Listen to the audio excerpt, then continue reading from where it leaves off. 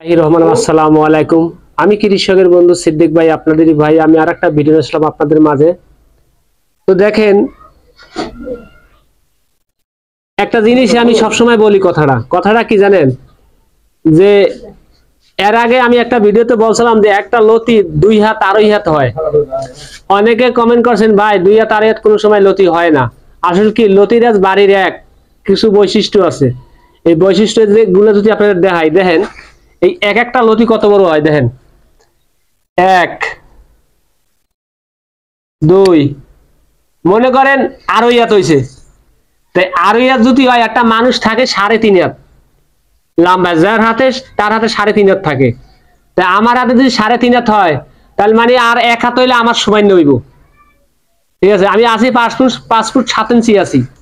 এই জন্য ভাই বলি, ভাই লতিরাজ বাড়ির গাছ চিকুন হয়, মোটা হয় না।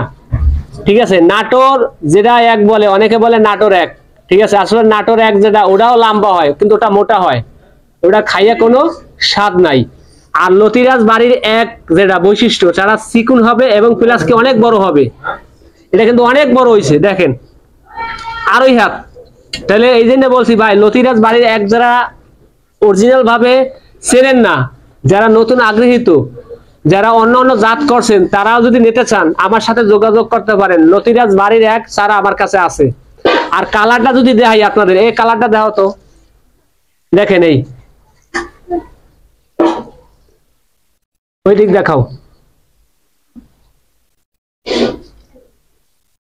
আসলে কি জানেন, এই লতিরাজ বাড়ির অরিজিনাল ভাবে লতিরাজ বাড়ির যারা চাষ করছে বা করতে আছেন, যারা করবেন নতুন উদ্যোক্তা, তাদের উদ্দেশ্য করে, সবের উদ্দেশ্য করে বলতে আছি যে ভাই লতিরাজ বাড়ির এত বড় কিন্তু আমরা কোনো সময় লতি কাটি না।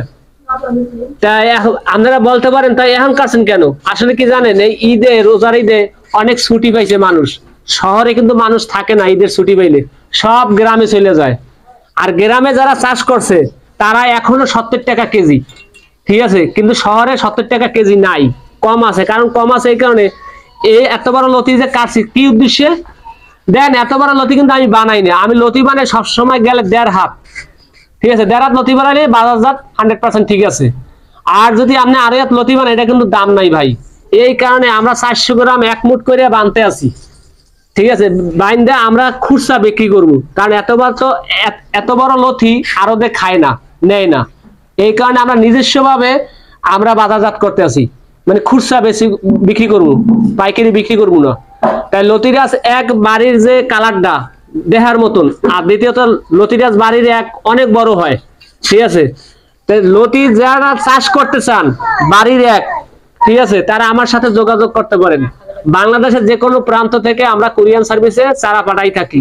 যারা চারা এই কচুর লতি যারা চাষ করতে চান, যারা দেখেন এই, আমি সবসময় কিন্তু কথাটা বলি এই ভিডিওতে, আমি সবসময় বলি, কারণ কি জানেন, এই লতিরাজ বাড়ি চাষ করে কেউ বড় লোক হইতে পারে নাই।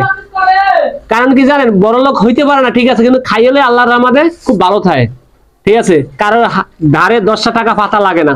যদি এই ফসলটা আপনি চাষ থাকে, আপনি চাষ করতে চান আর করেন, ঠিক আছে, তাহলে আপনার কারো ধারে 2 টাকা চাওয়া লাগে না, যে ভাই আমার 2 টাকা দেন, আমার ঘরে চাউল নেই, না, এটা লাগে না।